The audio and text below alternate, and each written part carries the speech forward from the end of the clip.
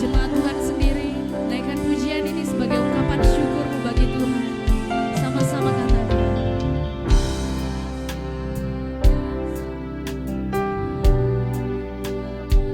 Kami terima dari-Mu Tuhan. Bukan karena kami baik, Yesus.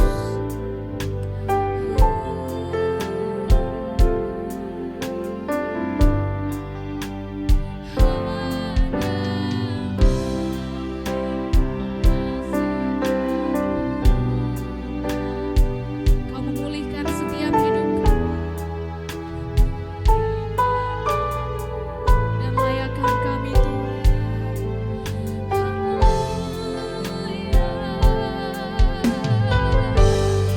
Kau beri yang ku minta saat ku mencari ku mendapatkan. Ku ketuk pintu-Mu dan Kau bukakan, sebab Kau Bapa yang kekal. Kau Haleluya. Kami sungguh percaya Tuhan. Sebab Engkau selalu ada bagi kami Tuhan. Kau selalu ada bagiku, sebab Kau Bapa yang kekal. Mari saudara, dengan segenap hatimu, lebih lagi katakan, Kau beri yang ku minta. Kau beri yang ku minta saat ku mencari ku mendapatkan. Ku ketuk pintu-Mu dan Kau bukakan, sebab Kau Bapa yang kekal.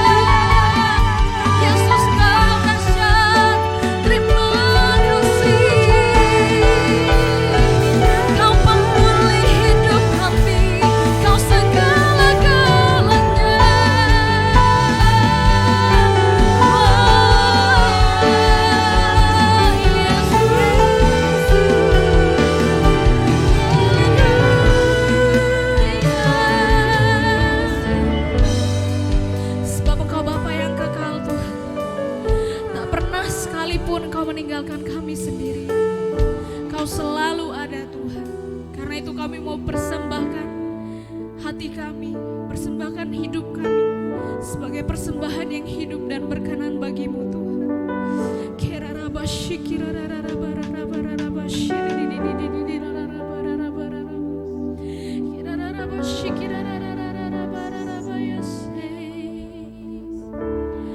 Lord, I give you my heart, I give you my soul,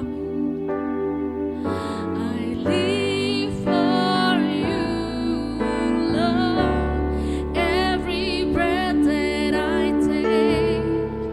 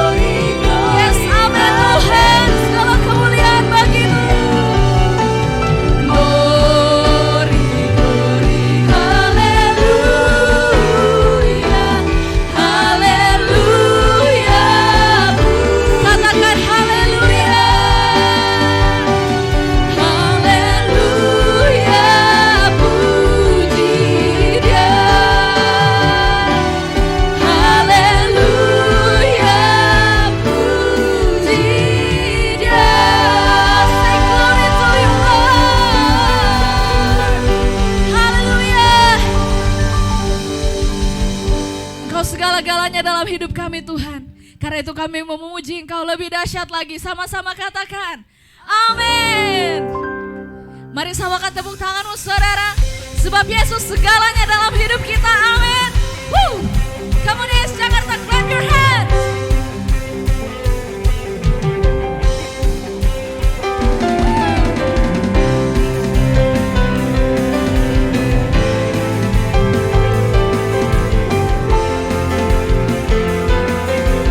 Mari setiap kita yang percaya dan mengasihi Tuhan, ku naikkan syukur buat segala perbuatanmu, kasih-Mu di dalam hidupku.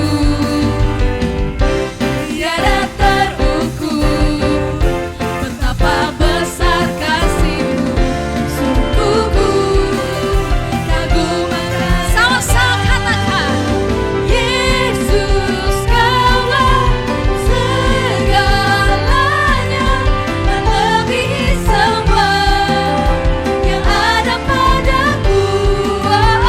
Yesus Kaulah segalanya, seutuhnya ku berikan hatiku untukmu. Haleluya. Come on everybody, sing it out. Ku naikkan syukur buat segala perbuatanmu, kasih-Mu di dalam hidupku. Tiada terukur betapa besar kasih-Mu, sungguh kagum akan Engkau. Sing it out. Yesus Kaulah segalanya, melebihi semua yang ada padaku. Yesus Kaulah segalanya, seutuhnya ku berikan hatiku untuk memusik memuji Tuhan.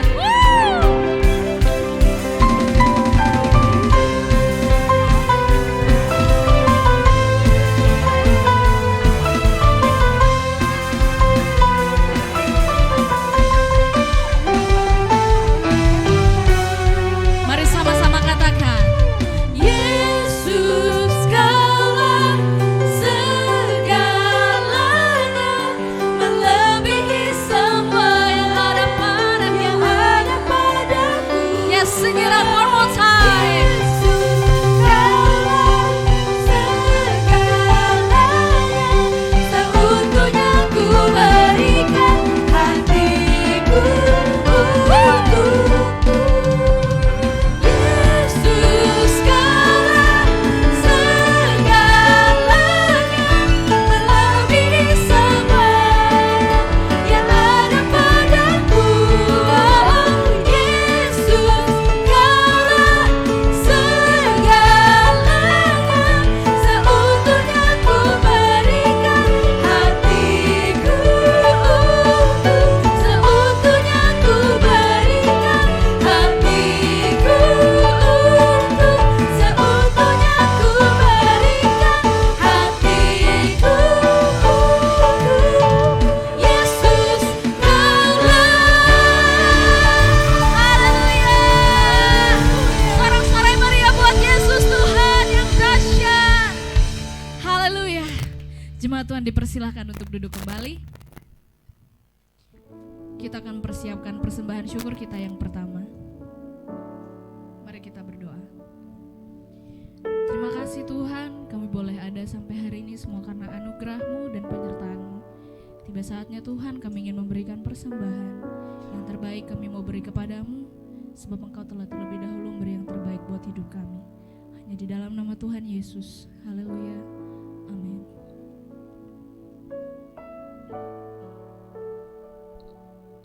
Penyertaan-Mu Tuhan, segalanya bagiku.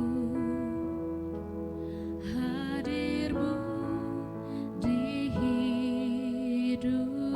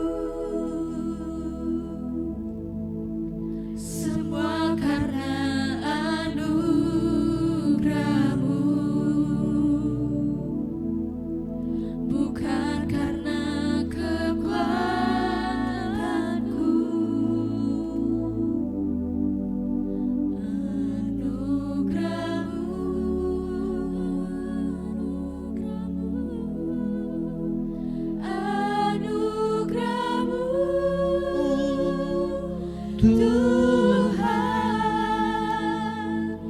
kasih dan sayang-Mu sumber kekuatan bagiku. Setiap minggu pertama kita akan masuk dalam perjamuan kudus. Bagi jemaat Tuhan yang belum menerima tubuh dan darah Yesus, boleh angkat tangannya. Yang belum menerima, ada satu orang, ada 2, 3 sebelah kiri saya. Itu keluarga kita yang dari Lampung.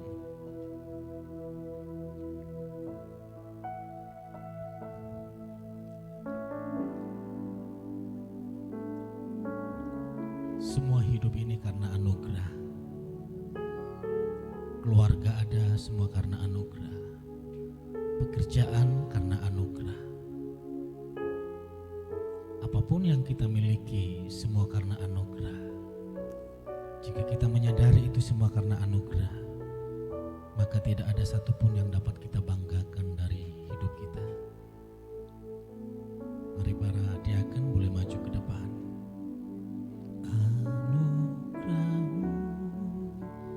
Terima kasih Tuhan buat kehidupan. Terima kasih buat roh-Mu. Dan terima kasih buat keluarga. Buat papa, mama, buat anak-anak. Buat mertua.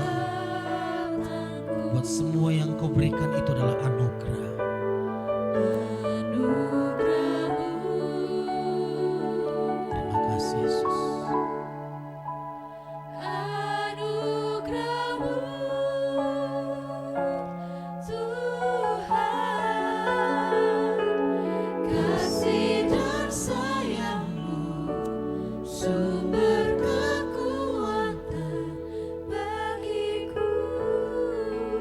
Mari kita angkat roti ini tinggi-tinggi melebihi dari kepala kita. Setiap kita melakukan ini, yang kita lihat bukanlah dosa dan pelanggaran kita, tapi yang kita lihat adalah pengorbanan Yesus di atas kayu salib. Tubuhnya yang tercabik-cabik, supaya oleh bilur-bilurnya semua kita disembuhkan. Dan Yesus berkata, inilah tubuhku yang telah dipecah-pecahkan untuk kesembuhan segala sakit penyakitmu. Terimalah dengan iman dalam nama Yesus. Mari kita makan bersama-sama.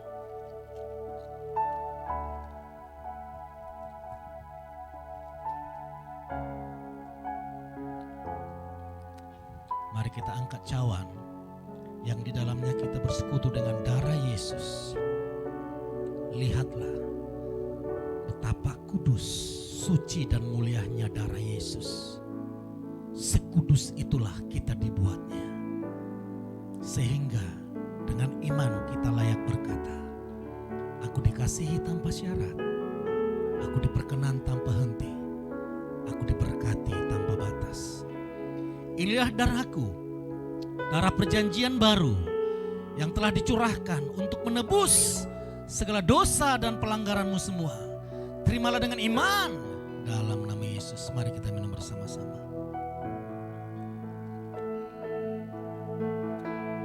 Mari naikkan syukurmu kepada Tuhan.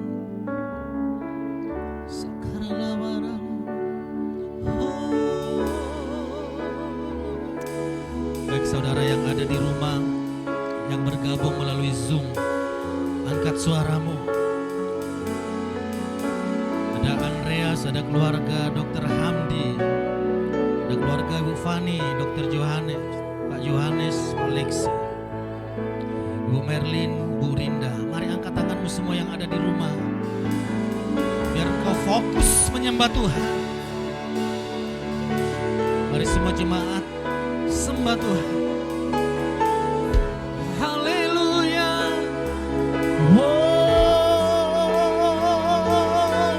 Semua karena anugerah-Mu, Yesus.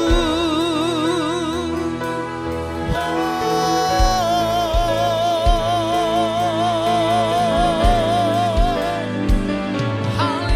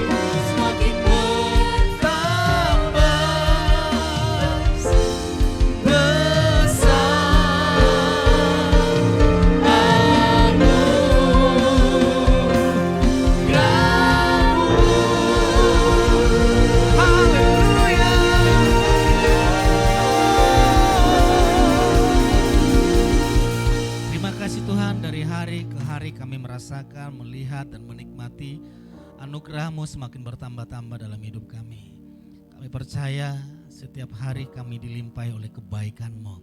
Saat ini berfirman-Lah, kami percaya sementara kami mendengarkan firman-Mu, sesuatu terjadi, mujizat terjadi dalam hidup kami. Kami sambut firman-Mu di dalam nama Tuhan Yesus. Sama-sama katakan, amin. Silakan duduk jemaat Tuhan. Puji nama Tuhan, shalom. Kita sudah masuk di bulan Juni, pertengahan tahun. Sebentar lagi persiapan Natal. Tidak terasa hari cepat berganti. Hari ini, bulan ini tema kita dari pusat berbicara tentang Great Successor. Penerus yang luar biasa, penerus yang handal. Kalau bulan kemarin temanya tentang berbicara Great Legacy. Apa yang kita teruskan kepada generasi selanjutnya atau orang-orang selanjutnya yang memimpin atau yang menuntun atau yang akan melanjutkan pekerjaan. Kalau di di Timotius dikatakan iman itu dari nenekmu Lois sekarang aku temukan kepada kepada ibumu Unike, dan iman yang sama aku temukan kepada Timotius. Jadi di iman itu dilegasikan. Nah, sekarang berbicara pribadinya, penerusnya. Kalau bulan yang lalu berbicara apa yang harus kita legasikan, kita wariskan untuk dilanjutkan anak-anak atau generasi selanjutnya. Tapi tema bulan ini bukan bicara apa yang harus dilanjutkan lagi, tapi orangnya yang melanjutkan legasi itu harus dipersiapkan. Seperti Musa melegasikan kepada Yosua. Yosua dipersiapkan. Begitu hebatnya Musa membawa keluar bangsa Israel dari Mesir sampai ke seberang Sungai Yordan. Di sana mujizat terjadi. Ingat, sebesar apapun terjadi mujizat di padang gurun, di sana tidak ada lahir seorang pemimpin atau seorang raja. Tapi Yosua melanjutkan itu sampai ke tanah perjanjian, ke tanah Kanaan. Di tanah Kanaan lahir para raja. Bahkan di tanah perjanjian lahir Mesias. Setelah itu ada Nabi Elia. Kita tahu ceritanya Nabi Elia yang terangkat ke surga, dan ada suksesornya yang melanjutkan namanya Elisa. Kalau firman Tuhan yang kita baca, mujizat yang dilakukan Elia itu 2 kali lipat dilakukan oleh Elisa. Kalau Elia melakukan 8 kali mujizat, maka Elisa melakukannya sebanyak 16 kali. Jadi benar-benar ada pelipat gandaan setelah dipimpin, setelah dialihkan, setelah diberikan kepada penerusnya. Dan Daud dilanjutkan oleh Raja Salomo. Daud memperlengkapi semua apa yang dibutuhkan untuk membangun bait suci. Tapi Raja Salomo lah yang membangun bait suci itu. Daud melakukan peperangan di mana-mana untuk meraih kemenangan. Tapi Raja Salomo membuat negara dan negeri itu damai selama hidupnya. Dan setelah itu Yesus melahirkan ke-12 rasul. Yesus hanya melahirkan 12 rasul dan murid-murid yang lain ada 120.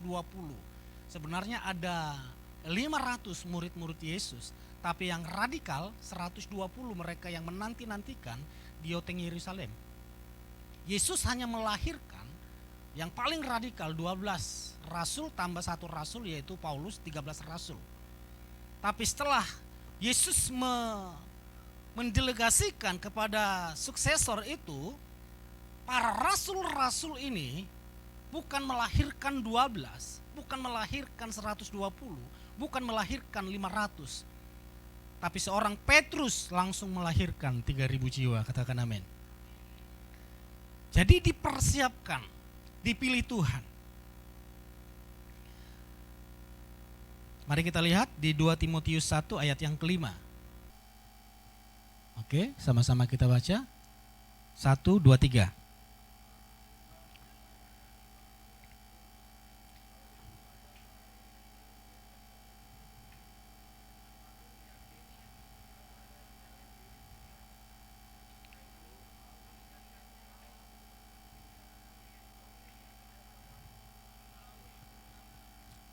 Kalau bulan lalu temanya dari ayat yang kelima, penjelasannya.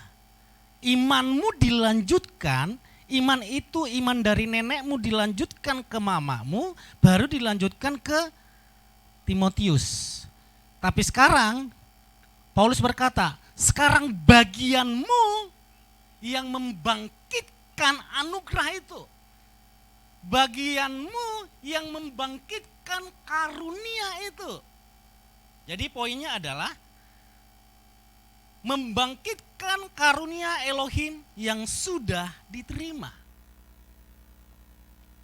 Paulus berkata tadi, aku mengingatkan engkau. Ternyata karunia Tuhan itu bisa tertidur di dalam hati kita. Karunia Tuhan itu bisa tertidur di dalam hidup kita. Yang biasanya dia seorang pengkhotbah, kalau itu enggak dilatih menjadi pengkhotbah, maka seorang pengkhotbah itu bisa tertidur, tidak lagi pengkhotbah. Atau kalau dulu saya seorang worshiper, seorang WL, karena saya tidak pernah latih lagi, saya sudah jauh kalah dengan rekan-rekan yang di mimbar. Karena saya melatihnya di khotbah, di penggembalaan, dan saya percayakan kepada, dan karunia itu sepertinya ya udah, karena bukan itu lagi, sudah ada generasi selanjutnya. Jadi apa yang sudah kita terima, Paulus berkata, aku mengingatkan engkau untuk membangkitkan. Ternyata kita yang harus membangkitkan karunia yang sudah Roh Kudus berikan dalam diri kita. Amin. Kita bukan orang lain, bukan hamba Tuhan, bukan gereja. Hamba Tuhan, gereja hanya mendorong saudara untuk kembali kita secara pribadi membangkitkan karunia yang sudah kita terima. Ingat, sudah kita. Dari mana Pak saya tahu kalau saya sudah menerima karunia Tuhan? Siapa yang percaya Yesus itu adalah Tuhan? Firman Tuhan berkata, hanya orang yang dipenuhi Roh Kudus yang mengaku Yesus Kristus itu Tuhan. Artinya di dalam hidup kita, hati kita ada Roh Kudus, sumber pemberi karunia-karunia itu. Jadi setiap orang percaya sudah pasti ada karunia-karunia Tuhan. Yang menjadi pertanyaannya, karunia apa yang kita miliki? Nanti di ibadah 2 akan saya jelaskan secara detail karunia-karunia apa dan bagaimana cara mendapatkan karunia-karunia yang lain itu. Karena Rasul Paulus berkata, raihlah karunia-karunia yang lain supaya engkau berkelimpahan nanti ibadah 2. Makanya saudara yang penasaran, lanjut ibadah 2. Amin. Promosi ibadah 2 ini. Ayat selanjutnya. Sama-sama kita baca, 1, 2, 3.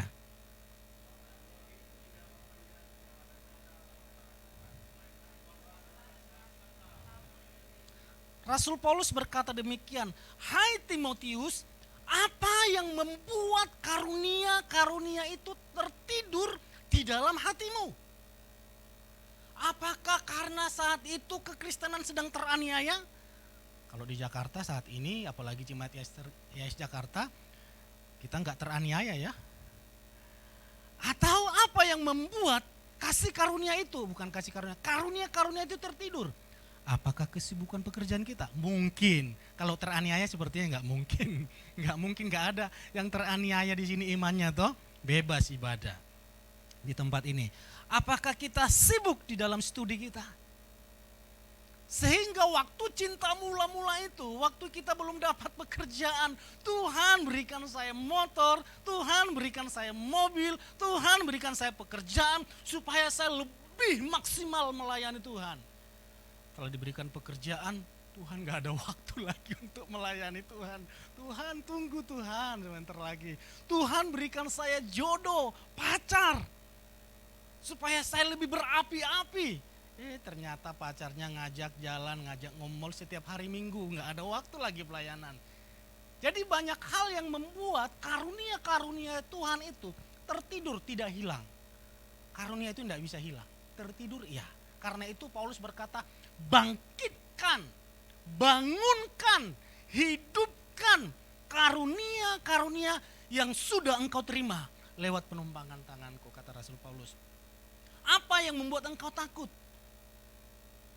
Jika engkau takut, Tuhan berkata, Tuhan tidak memberikan roh ketakutan kepada kita. Yang pertama dia berikan kuasa. Jadi suksesor itu memiliki atau punya kuasa. Kita punya kuasa. Katakan pada dirimu 1, 2, 3, saya punya kuasa. 1, 2, 3. Sebab Kisah Rasul 1 ayat 8 dikatakan, namun kamu akan menerima kuasa jika Roh Kudus turun atasmu dan kamu akan menjadi saksiku di Yerusalem, di seluruh Yudea dan Samaria, bahkan sampai ke ujung bumi. Bahkan Tuhan berkata, tanda-tanda ini menyertai siapa? Orang percaya, bukan pendeta, bukan gembala, bukan diaken. Artinya semua yang percaya, bahkan yang baru percaya terima Yesus, tanda-tanda itu menyertai mereka. Dan tanda-tanda itu bisa berlaku di sekolah saudara, di studi saudara, bahkan di pekerjaan saudara, di mana kita berada. Tanda-tanda itu menyertaimu. Tanda-tanda menyertai siapa? Orang percaya. Orang percaya siapa?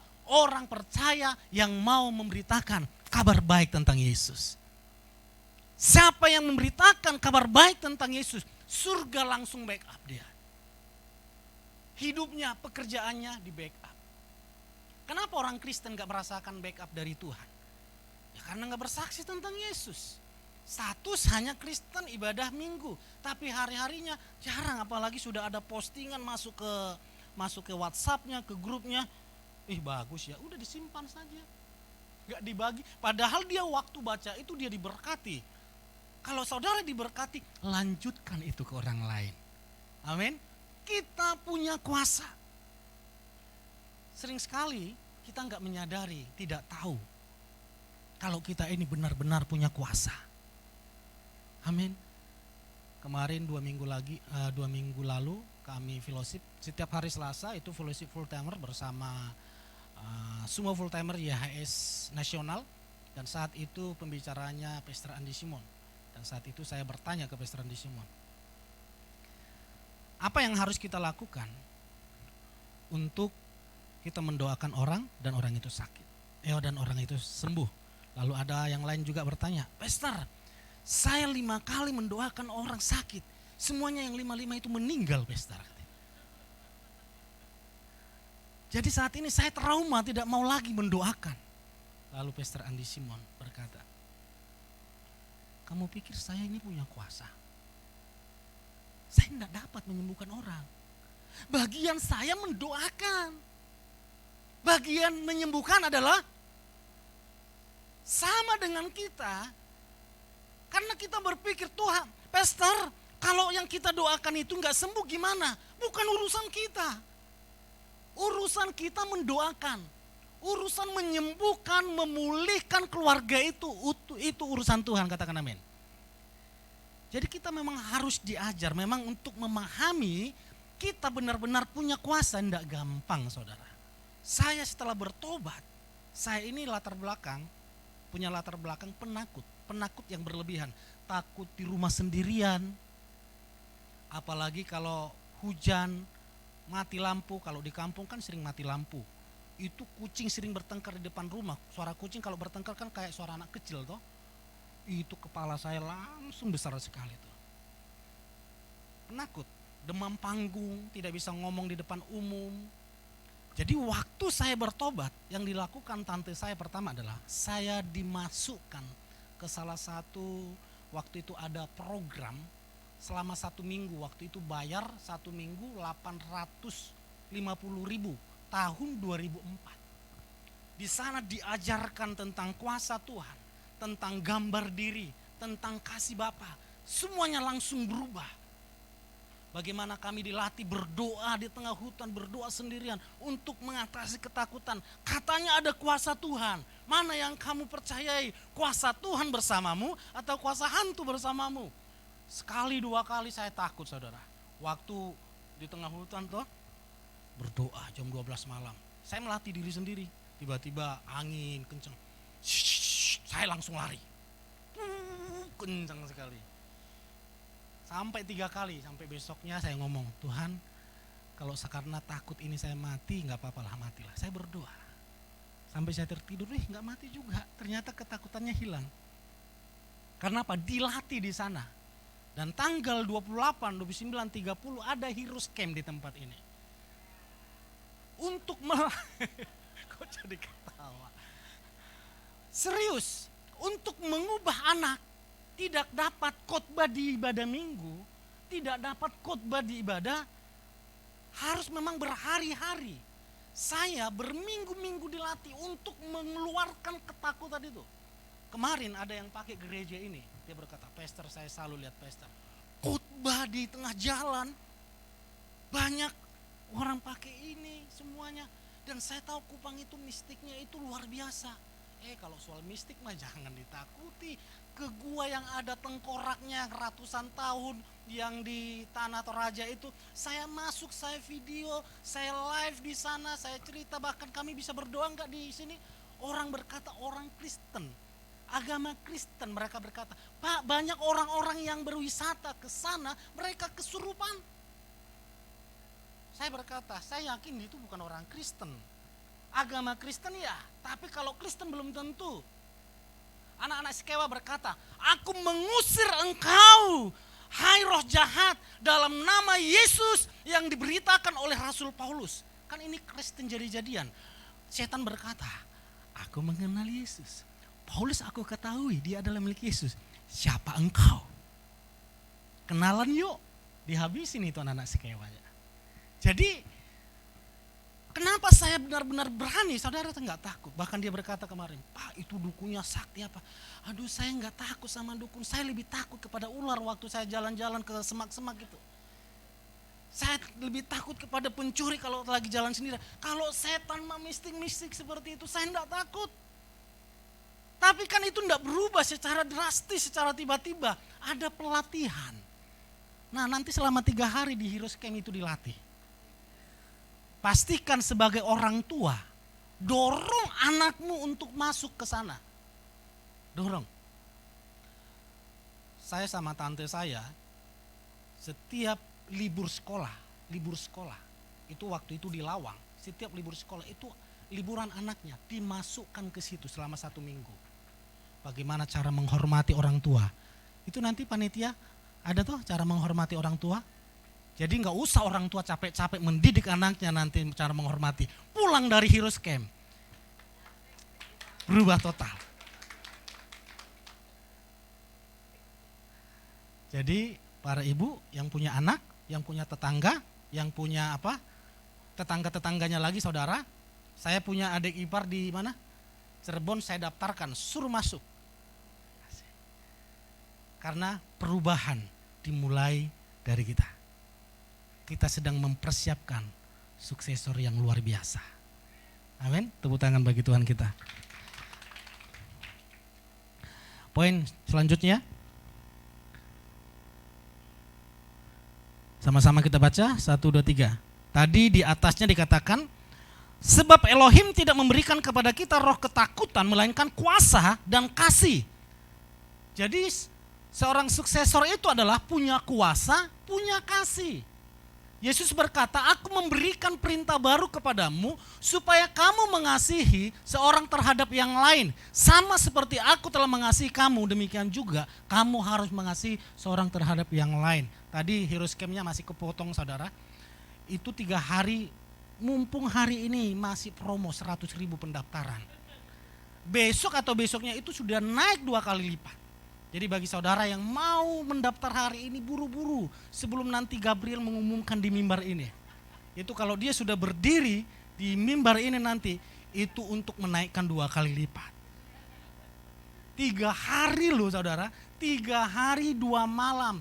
Makan, minum, tidur ditanggung di sana gratis. Hanya 100.000. Lah kami di sana 1 minggu 850.000, 1 minggu tahun 2004. Lebih murah mana?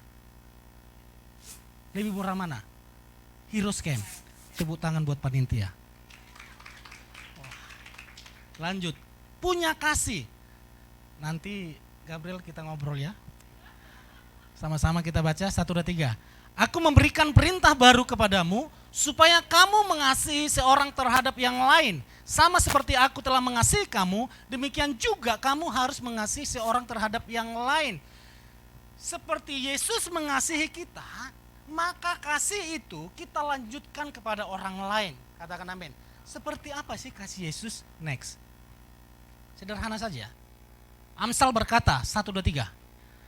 Kebencian menyebabkan perselisihan. Kasih menutupi pelanggaran. Selanjutnya, lebih daripada itu kasihilah dengan sungguh-sungguh seorang terhadap yang lain, karena kasih. Bukan kasih itu mengumbar dosa. Kasih itu bukan mengumbar kesalahan. Ketemu yang lain, yang dibicarakan adalah aib. Ketemu yang lain, yang dibicarakan adalah aib. Kumpul sebentar, yang dibicarakan adalah aib. Tapi Rasul Paulus berkata, kasih itu menutup banyak pelanggaran. Oh berarti Pak penjahat itu kalau gitu ditutup. Bukan seperti itu. Suami istri kalau keluarga itu mau bahagia, rumah tangga itu mau bahagia, jangan hitung-hitung pelanggaran suamimu. Jangan hitung-hitung pelanggaran istrimu. Jangan hitung-hitung kekurangan, kelemahan, keburukan pasanganmu. Kasih itu menutupi banyak.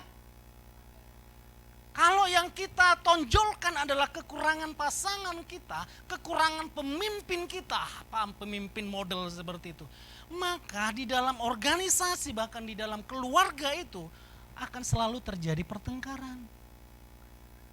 Daud berkata, berbahagialah yang pelanggarannya ditutupi oleh Tuhan. Kenapa Daud berkata demikian? Karena Daud tahu dia sering sekali melanggar. Dia sering sekali melakukan kesalahan. Untung Tuhan tidak memperhitungkan itu.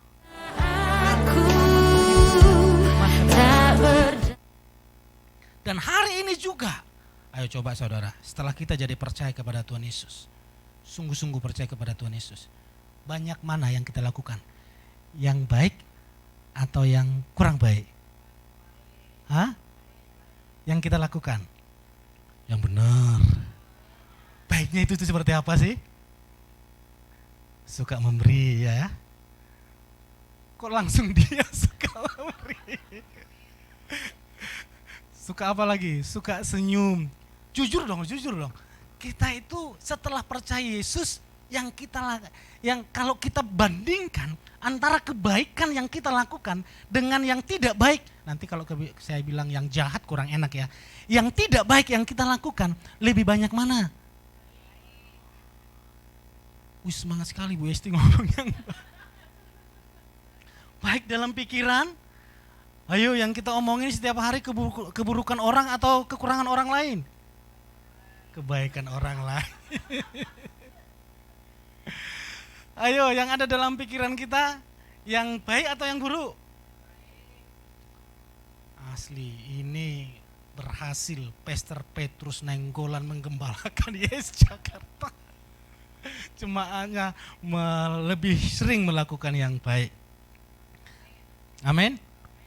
Tapi berarti ada juga perbuatan-perbuatan yang tidak baik yang kita lakukan.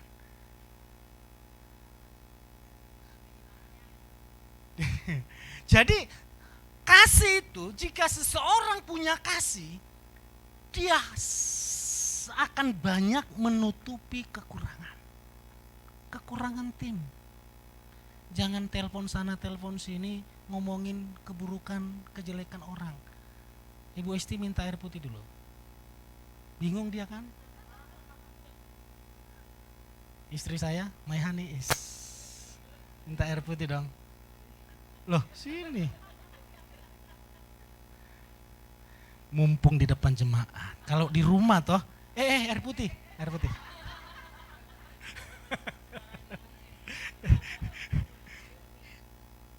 Kenapa Ibu Esti nggak bisa kasih?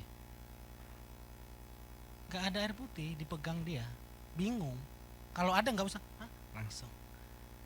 Kenapa orang? Tuhan Yesus berkata, dari dalam hatimu akan terpancar kehidupan. Kenapa terpancar kehidupan? Karena ada sumber kehidupan. Sebaliknya, dari dalam hatimu akan terpancar kematian. Kenapa? Di dalam hatinya ada sumber kepahitan. Tuhan berkata, dari buahnya lah engkau melihat seseorang. Kasih itu menutupi banyak pelanggaran. Pelanggaran bukan diekspos, tapi kasih yang diekspos. Yang percaya terima kasih Tuhan, berikan tepuk tangan bagi Tuhan kita. Yang terakhir, kita baca yang tadi di 2 Timotius 1 ayat 7 dikatakan kita punya kuasa, kasih, serta pengendalian diri. Punya kasih. Pengendalian diri, sama-sama kita baca 1, 2, 3. Orang yang tidak dapat mengendalikan dirinya bagaikan kota yang hancur tanpa tembok. Orang bebal melampiaskan seluruh amarahnya, tetapi orang bijak meredam dalam ketenangan. Hari apa kita yang pulang dari Subang? Hari Rabu malam tiba-tiba ada keluarga yang telepon, ada satu keluarga dari istri saya itu meninggal di got, jatuh gitu telungkup, nggak bisa gerak, memang gotnya kecil sekali, udah meninggal di situ. Saya lihat videonya, aduh. Kami ke sana dan pulangnya sudah malam, jam 10 malam. Pas di jembatan layang, biasa saya cuma lari-lari 70-80, saya bawa istri. Dari belakang itu mepet sekali. Sambil saya ditembak terus. Dalam hati saya, ini orang ini kok nakal sekali, kok jahat. Ini pikiran bodoh, ini pikiran saya. Tembak terus, gak saya kasih tembak, ya udahlah saya minggir. Dengan dalam hati saya, gantian nanti saya ngikutin dari belakang. Udah, saya pinggir, ambil kiri, dia lewat, saya ambil lagi ke belakang. Saya kejar, mau saya tembak. Tiba-tiba dalam hati saya bicara, tadi waktu kamu ditembak, dalam pikiranmu apa? Orang itu bodoh, orang itu nakal, dan jahat. Berarti kalau kamu lakukan, kamu bodoh, nakal, dan jahat. Jadi kalau kita membalas kejahatan dan dengan kejahatan, itu sama. Karena itu saya selalu ngomong ke istri saya, postingan apapun yang sengaja menyerang kita atau kamu, jangan dibalas. Karena kamu melihat postingan itu menyakitkan, adalah postingan yang tidak baik, maka jangan ikuti. Setiap kendaraan yang paling kencang, pasti ada remnya. Tujuan remnya itu apa? Untuk mengendalikan, ada remnya. Kalau tidak ada rem, semua manusia itu harus ada remnya untuk pengendalian diri. Saudara juga yang bekerja harus ada remnya, jangan bablas kerja terus sampai hari Minggu. Lupa ibadah hari Minggu. Kalau Ibu Yanti bilang kalau lupa alamat YS nanti di Sherlock. Semua itu ada pengendalian diri. Ada remnya. Emosi boleh emosi, tapi jangan dilampiaskan emosinya. Marah boleh marah. Seorang bapak kalau melampiaskan amarahnya kepada anaknya, itu maka anak itu tidak terdidik dengan baik. Oleh sebab itu, supaya anak itu hatinya dipulihkan, masukkan ke Heroes Camp lagi. Saya kepahitan dengan orang tua saya, dan di acara seperti Heroes Camp itulah hati saya dipulihkan. Kesimpulannya, pemain musik mulai maju ke depan. Mari jemaat Tuhan, kita baca bersama-sama 1, 2, 3.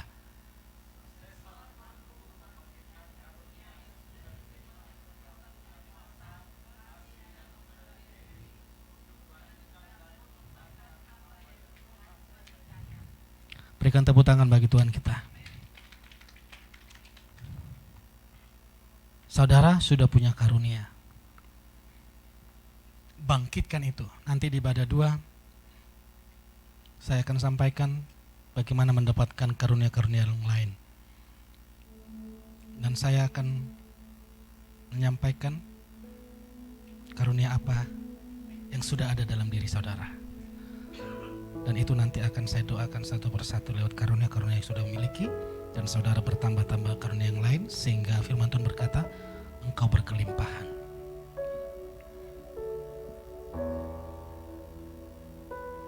Mari jemaat Tuhan bangkit berdiri. Hari ini pengurapan Great Successor,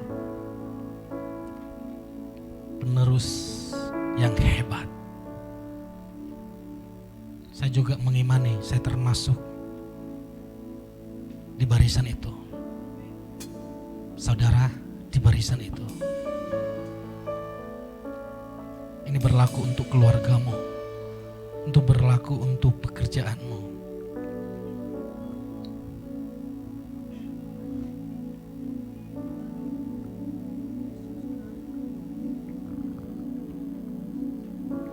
Engkau sungguh baik dalam hidup kami, Tuhan.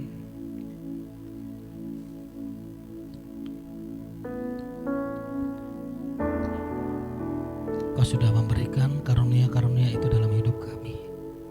Kami mau mengembangkannya, sebab kami punya kuasa, kasih dan pengendalian diri.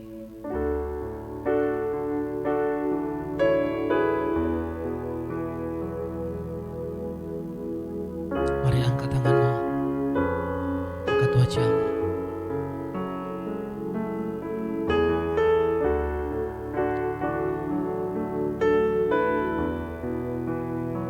Katakan, Yesus, kau kebenaran.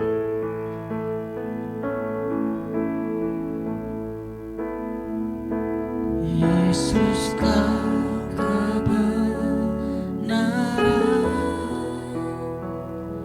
yang menyelamatkanku.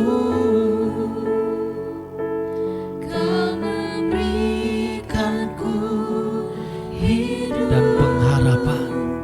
dan pengharapan.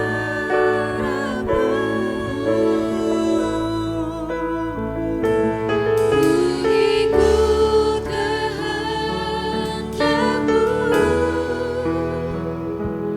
Ku perlu anugerahmu. Ku nyatakan janjiku kepadamu. Katakan, kalau ku hidup, Kalau ku hidup, mari sampaikan ku hidup pujian ini sebagai ungkapan imanmu. hatiku tetap Engkaulah orang yang tepat yang Tuhan pilih untuk melanjutkan tak bisa menjauh apa yang sudah Tuhan berikan, apa yang sudah Tuhan kerjakan. dari kasih-Mu.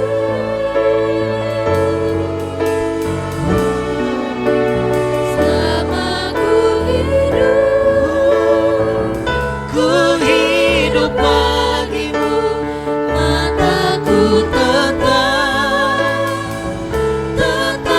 memandangmu. Dunia tak bisa menjauhkanmu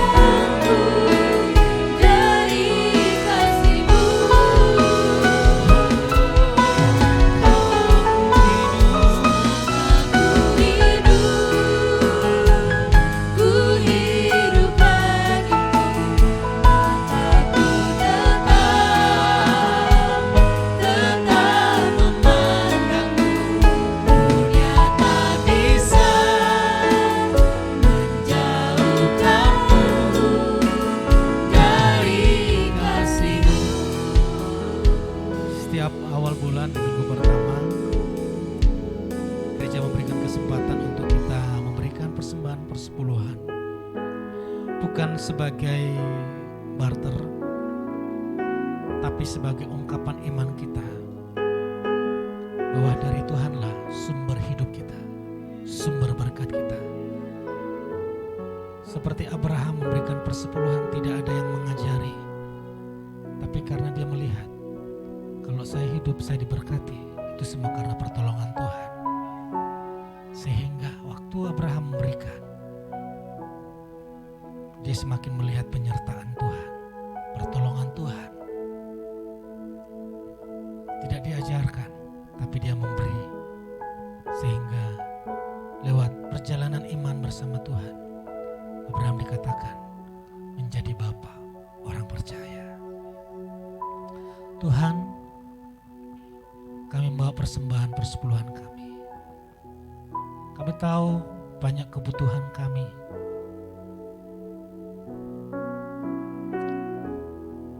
Kalau kami tidak memberikan persepuluhan, kami masih kurang, masih banyak kebutuhan kami. Tapi bukan itu yang kami lihat. Kami melihat pekerjaan Tuhan harus terus berkembang. Terima kasih Tuhan. Saudara boleh menumpangkan tangan ke persembahanmu. Saudara juga yang ada di rumah, bawalah persembahan persepuluhanmu. Terima kasih Tuhan. Kami membawa karena kami memperhatikan pekerjaan-Mu. Kami membawa karena kami sungguh bersyukur atas kasih-Mu dan berkat-Mu dalam hidup kami. Tuhan berkati umat-Mu sepanjang bulan ini. Hamba mohon semua jemaat-Mu alami mujizat. Kami siap memberi persembahan persepuluhan dengan penuh ucapan syukur di dalam nama Tuhan Yesus. Amin. Saudara boleh maju ke depan.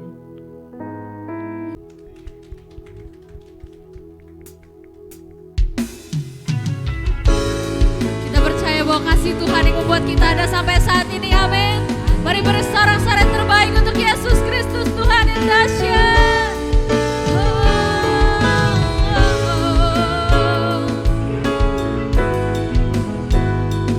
Kita mau sama-sama belajar pujian yang indah ini, saudara.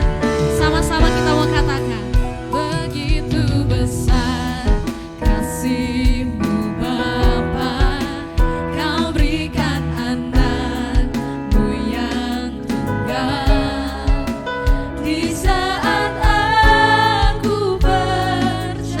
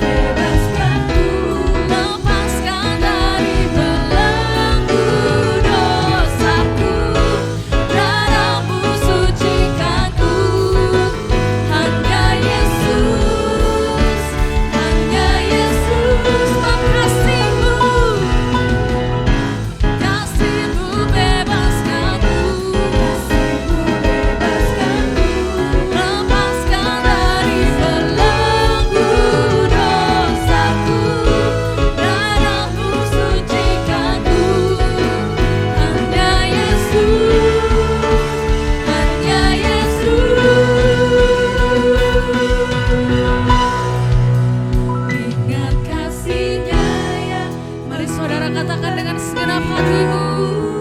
Dan kasih-Nya yang selalu ada. Sebab kasih Yesus, Kasih Yesus bagiku, dengan bilurnya